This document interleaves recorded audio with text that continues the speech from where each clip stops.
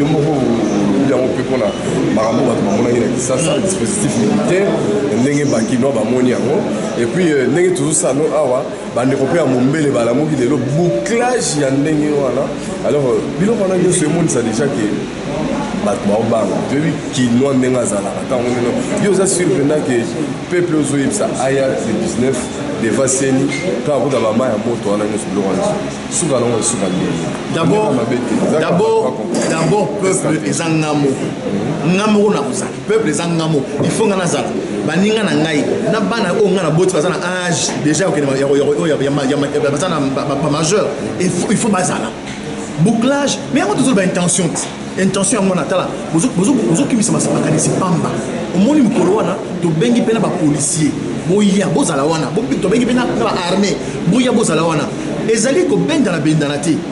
opposition elobi ezali marche moko pacifique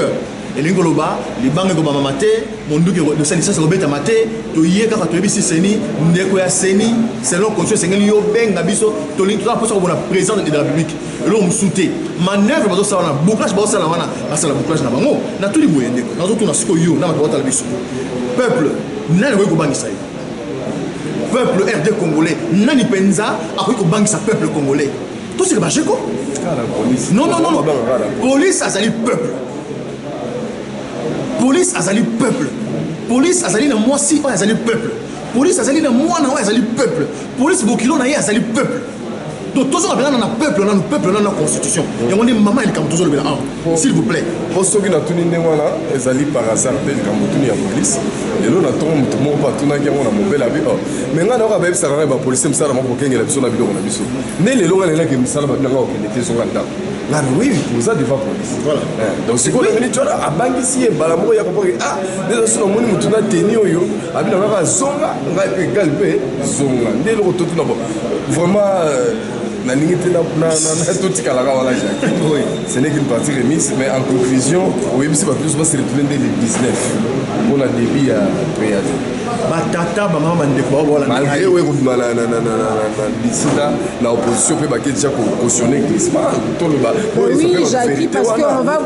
vérité wana parce que bandeko ya opposition nde toloba boye bayebisi bato vérité te oyo bakoti na dialogue kuna bacautionner déjà glissement epuis bandimi refonte totale ya fiche électorale wana discours eza relayé ntina bainstance nyonso ya communauté internationale tokomi neti deux camps omoni mboka oyo Congo démocratique ya Simon Kimbangu ya Lumumba nzamba alingi mboka oyo nzamba alingi mboka oyo makasi est-ce que vous imaginez que avant tout le 19 septembre nzamba mo sa dessiner opposition ya solo na bato basi bakabila omoni bato nyonso baza na kati ya kancha chelelo baza bato ya famille politique ya Kabila oyo bazosambela bazofuka basa ba jeune Kabila tikala. Donc, ça c'est, comme on dit en français, ça s'est dessiné de soi. J'ai dit en français, ça s'est dessiné de soi. C'est-à-dire, Emile là qui s'est mis dans poissa. Tout le temps, comment on va monter? Mais on y a côté de la salle. Là, on va bien pour l'élection présidentielle de Yalokuta. Bazali Sima ya Raïs Kabila Kabangi. Merci. Oh, est-ce que Bazali Banda, est-ce qu'on a besoin de Mbombana? Mbombana, c'est que monter, Bisoto, Yana Ngopenzana, Ko.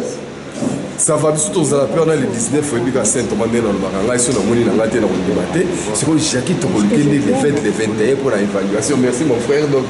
toujours continuer à relayer au bloc ça va Nzambe à Congo démocratique Nzambe wa zali na biso etumba to kobunda eza etumba oyo penza ba koko batikeli